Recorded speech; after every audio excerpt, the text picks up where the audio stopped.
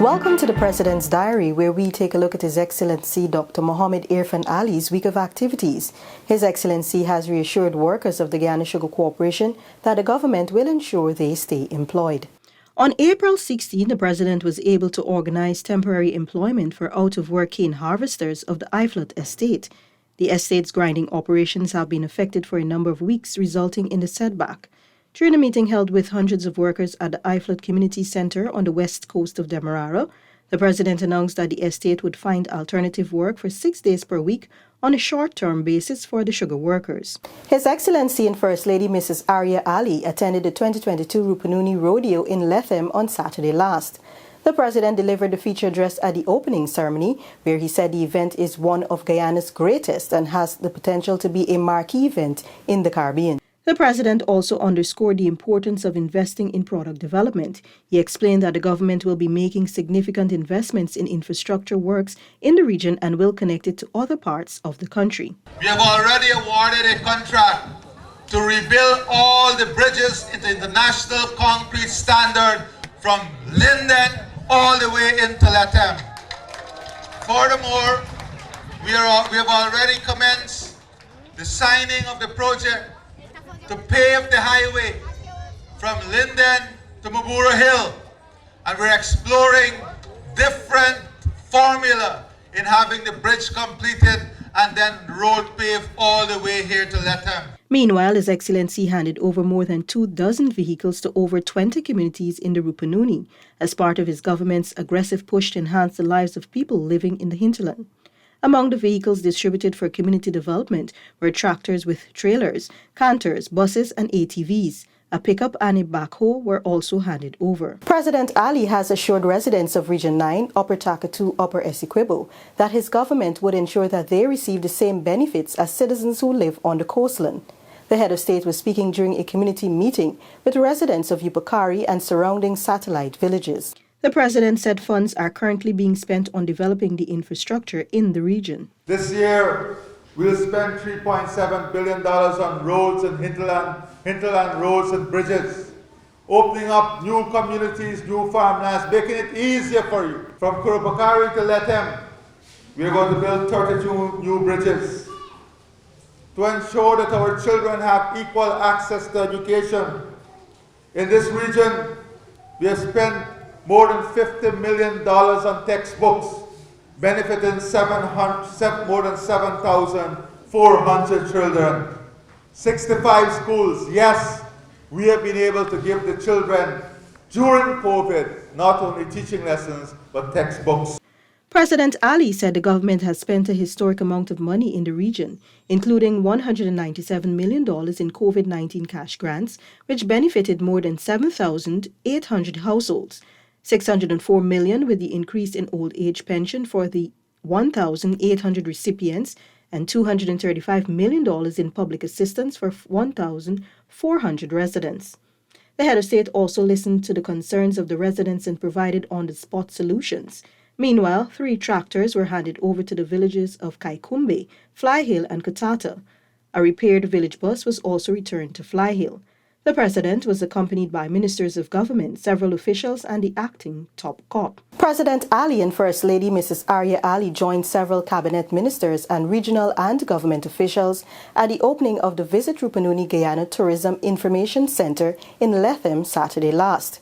During his remarks, the President highlighted the importance of human resources in community-based tourism. One of the key elements for enhancement of product and even for tourism itself, the most fundamental aspect is a human resource.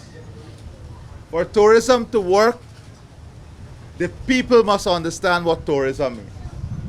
We must live tourism. And what is living tourism? Living tourism is being the best we can be to each other, to the environment, and more importantly, to the country. President Ali also noted that part of the region's tourism package must be a partnership with neighboring Brazil. We must build a common product with our neighbors in Brazil. Once we are able to merge these two products and cooperate we will have one of the most powerful tourism products anywhere in the world. On Sunday, the President extended Easter greetings to our Christian brothers and sisters and other celebrants while highlighting the integral role the church plays in society. In his message, President Ali said, "In the development of any society, the church is a solid foundation on which important principles rest." The President also pointed out that this year's Easter found us in a better shape as normalcy and recovery are slowly returning. His Excellency and First Lady Arya Ali met and interacted with families, including staff of the Office of the President, who were flying kites and enjoying a sunny Easter Monday at the Everest Cricket Club ground. The head of state accepted the letters of credence from His Excellency Mario Chan as the non-resident ambassador extraordinary and plenipotentiary of the Republic of the Philippines to Guyana, and the letters of commission from His Excellency Ignatius Graham Mudzimba as non-resident ambassador extraordinary and plenipotentiary of the Republic of Zimbabwe on Wednesday. The President said partnerships with like-minded countries and institutions are key to achieving the sustainable development goals of eradicating poverty, ending hunger, achieving food security, improving nutrition, and promoting sustainable agriculture. We'll examine your government's proposal for the conclusion of a partial visa waiver agreement for travel between Guyana and the Philippines.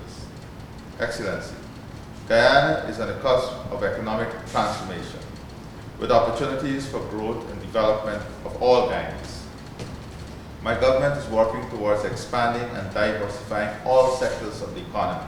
There is also potential for cooperation in education and tourism sectors. I also would like to encourage visits from Zimbabwean companies to explore joint ventures and investments in Guyana. We also stand ready to enhance our collaboration with Zimbabwe at the multilateral level to advance the interests of our two countries and regions on issues high on the international agenda, particularly those relating to climate change. Government is looking to construct 300 prefabricated homes to satisfy the accommodation demand during the upcoming Caribbean Premier League cricket season in Guyana. His Excellency made a disclosure on Wednesday at the official launch of International Building Expo 2022 under the theme, "A New Frontier for Building a One Guyana." The prefab homes will be used during cricket to host people, to rent. And the revenue from that rental will go as down payment to the banks for the poorest persons. So the 10-15% that they have to find for the bank will come from the revenue that that building earned for 2 weeks. And that revenue will go towards that, and then so that will take up what they had to find up front. And then if you work it out, the type of houses we're talking about is maybe $15,000 to $20,000 per month. That is the type of innovation we're talking about, and we had discussion on moving forward. The return of International Building Expo this year is a way to narrate Guyana's future development, as it is designed to showcase growth through the construction and other sectors. The development of our country and understanding the development of our country can be done through this Building Expo. It is an opportunity to basically narrate the future through planning and through positioning. And that is what Building Expo helps us to do. President Ali noted that these developments must not be done in isolation, as all stakeholders, particularly the private sector, have a role to play in moving Guyana forward through innovation and technology. Dr. Ali on Tuesday met with a delegation from the Qatari Investment Mission to advance discussions on investment opportunities in Guyana. The Qatari Investment Mission representatives included the Group Chairman of Power International Holding, Mutaz Al-Kiyat, the Group Chief Venture Officer, Power International Holding, Ali Kazma, and the Group Chief Business Development Officer, Power International Holding, Mazen Al-Zbeti. His Excellency Ambassador George Halak and Andrew Halak accompanied the delegation. Vice President Honorable Dr. Bahar Jagdeo, Minister of Tourism, Industry and Commerce Onij Walron, Minister within the Ministry of Public Works Deodat Indar, CEO of Go Invest Dr. Peter Ramsroop, and Director of Projects in the Office of the President Marcia Nadir Sharma were also in the meeting. Dr. Ali also on Wednesday met with a high-level team from the Caribbean Agricultural Research and Development Institute, CARDI, at the Arthur Chung Conference Center. President Ali reminded the team that CARICOM has identified agriculture as a key component of development for the region, with a priority on food security. He also spoke about the Agri-Investment Forum and Expo in May and the global interest that surrounds it. The president also held a virtual meeting at the office of the president with former United States Senator Chris Dodd and NSC Senior Director of the Western Hemisphere, Juan Gonzalez. Discussions surrounding the agenda of the Organization of American States OAS Summit of the Americas 2022 that will be held in Los Angeles in June. Dodd is serving as a special advisor to the Joe Biden government for the upcoming summit and is expected to be joined by former U.S. Representative Debbie Mucarsel-Powell as part of the U.S. delegation for the event. The summit is set to bring together leaders from North, South, and Central America, along with the Caribbean. President Ali was joined by the Minister of Foreign Affairs and International Cooperation, Hugh Todd. His Excellency says the government's ICT master plan would ensure that all sectors and stakeholders enhance their efficiency and productivity.